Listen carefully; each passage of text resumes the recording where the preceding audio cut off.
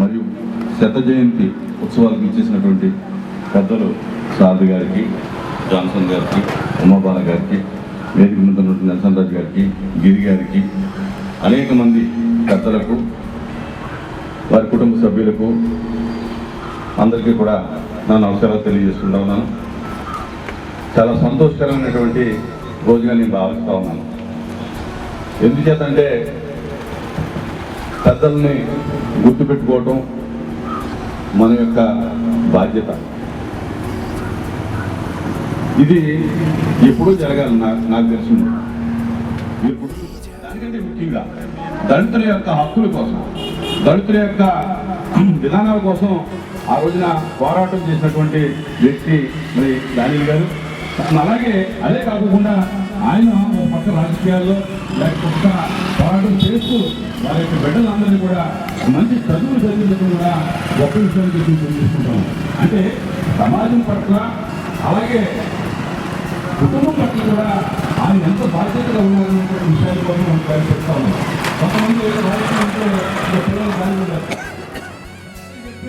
చాలా మంది చెప్పారు, కానీ ఆయన చాలా వెళ్ళిన తర్వాత ఆయన ఈదుకుంటూ ఒడ్డుకొచ్చి బతికాడని చెప్పి తర్వాత మేమందరం కూడా సంతోషించడం జరిగింది. అంచేత అటువంటి పోరాటం ప్రాణాలకు త్యాగం చేయడానికి, అలాగే ఆస్తులు పోగొట్టుకున్నాడు. ఆయన ఒక జమీందారీ కుటుంబంలో పుట్టి ఆయన ఎంతో ఆస్తిపరుడుగా ఉండి ఒక భూస్వామిగా ఉండి ఆయన కర్తందారిగా ఉండవలసినటువంటి వ్యక్తి తప్పు బతికినా అమ్మగారు 100 కంటే 110 సంవత్సరాలు పైన బతకాలని చెప్పి నేను కోరుకుంటా ఉన్నాను.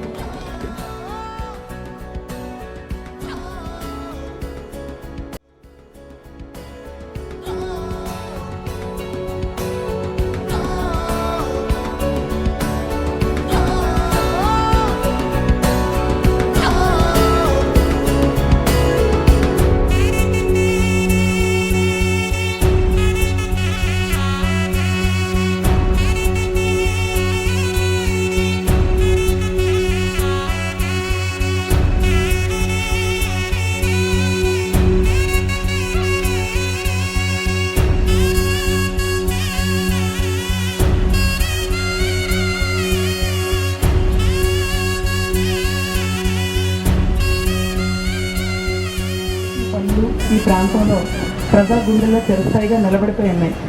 ముందుగా మాట్లాడిన భూషణ్ రాజు గారు, వెంటే పార్థరాజు గారు చెప్పినట్టుగా ఆయన గతంలో రహదారులు లేని ఈ దిల్సుమర్ గ్రామాన్ని అభివృద్ధి చేయడానికి, ఈ ప్రజలకి సంక్షేమాన్ని అందించడం కోసం చక్కటి కార్యక్రమంలో పాల్పంచుకునే అవకాశాన్ని మాకు కల్పించినందుకు మరొకసారి వారి కుటుంబ సభ్యులందరికీ హృదయపూర్వకంగా ధన్యవాదాలు తెలియజేస్తున్నాను.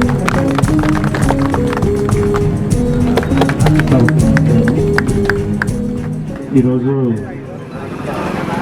చాలా మంచి రోజు. ఎందుకంటే ఒక గొప్ప నాయకుడిగా